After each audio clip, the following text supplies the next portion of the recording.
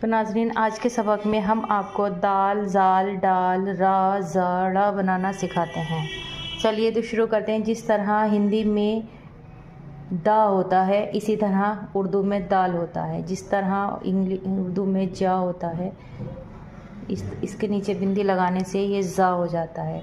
डाल के लिए आपको डा बनाना है, डा, ठीक है। रा के लिए ये वाला ये रा होता है और ये भी नाज़रीन ज़ा होता है, ज़ा, ड़ा,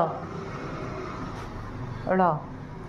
ये आपको अच्छी तरह याद करना है और लिखना है। दाल, ज़ाल, डाल, रा, ज़ा, ड़ा। आपको इसकी प्रैक्टिस करनी है और इसे लिखना है।